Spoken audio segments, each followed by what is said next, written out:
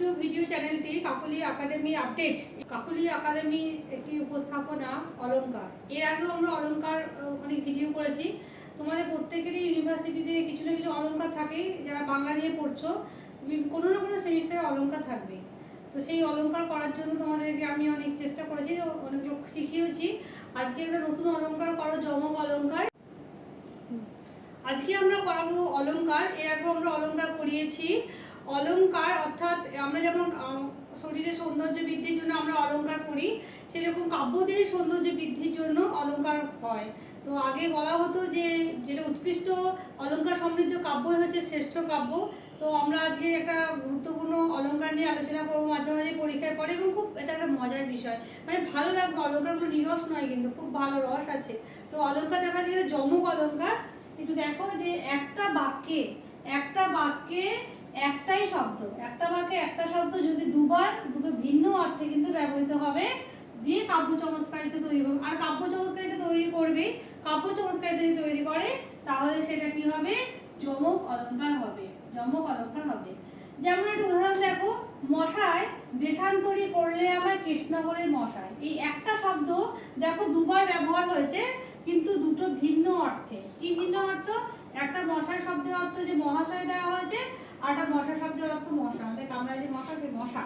তো এই একই শব্দ দুবার দুটো ভিন্ন অর্থে প্রকাশ পেয়েছে, সেই জন্য এটা কি হয়েছে? যমক অলংকার। মানে একটা বাক্যে একটা শব্দ যদি দুবার দুটো ভিন্ন অর্থে প্রকাশিত হয় তাহলেই হবে যমক অলংকার হবে। এবার যমক অলংকারকে আমরা শব্দের যে অবস্থান তার উপরে ভিত্তি করে আমরা মোট চারটে শ্রেণীতে আমরা ভাগ করেছি। কি কি না? আদ্য যমক, মধ্য যমক, অন্ত যমক, সর্বযমক। যদি বাক্যে আদিতে মানে প্রথমে যদি যমক সূচক শব্দ ব্যবহৃত হয়, যদি বাক্যে আদিতে যমক সূচক শব্দ ব্যবহৃত হয় তাহলে এবার আদিতে প্রথমে এই যে আদ্য যমক। উদাহরণটা দেখো, ভারত খ্যাত আপনার গুণে। যে ভারত শব্দটা কি হয়েছে? দুবার দুটো ভিন্ন অর্থে বসেছে, কিন্তু প্রথমে বাক্যের প্রথমেই বসে গেছে। সুতরাং ভারত শব্দটা আমরা দুবার ব্যবহার হয়েছে, কি হয়েছে না আমরা দুটো ভিন্ন অর্থ পাচ্ছি। একটা হচ্ছে কি ভারত শব্দটার অর্থ হচ্ছে কবি ভারতচন্দ্র, আর একটা ভারত শব্দের অর্থ হচ্ছে আমাদের দেশ ভারতবর্ষ। সুতরাং প্রথমেই যেহেতু হয়েছে এটা আদ্যযমক অলংকার হয়েছে। আর একটা দেখো মধ্যযমক অলংকার।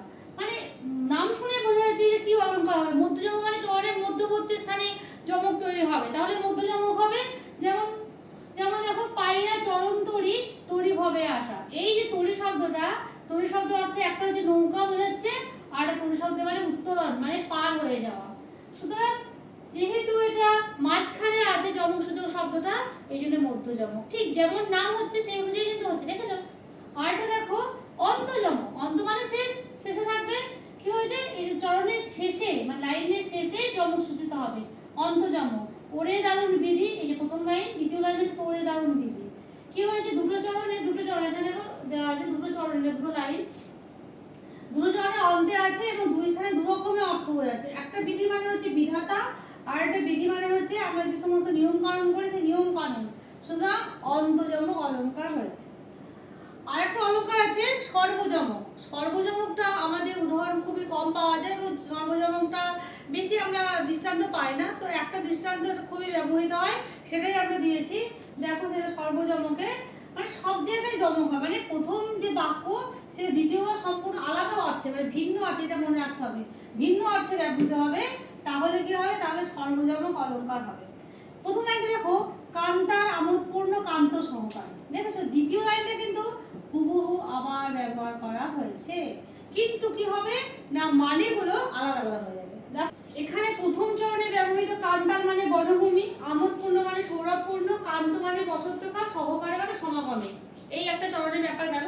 আর একটা চরণ দেখো, কান্তার মানে দ্বৈতা মানে প্রেমিকা, আমোদপূর্ণ মানে আনন্দপূর্ণ, কান্ত মানে প্রিয় ব্যক্তি, আর সহকারে মানে সঙ্গে বোঝাচ্ছে। মানে প্রথম যে চরণের লাইন তার অর্থ হচ্ছে বনভূমি বসন্তের সমাগমে সৌরভপূর্ণ হয়, কিন্তু দ্বিতীয় লাইনটা অর্থ যে দ্বৈতা বা প্রেমিকা প্রিয় ব্যক্তির সঙ্গে আনন্দপূর্ণ হয়ে ওঠে।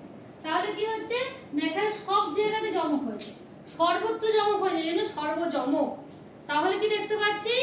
যমকের চারটে ভাগ আছে, নাম অনুযায়ী প্রত্যেকটা যমক হয়েছে। আদ্যযমক চরণে আদিতে হবে মানে প্রথমেই হবে, তখন সেটা আদ্যযমক বুঝে নেবে, যমক সূচক শব্দ ব্যবহৃত হবে।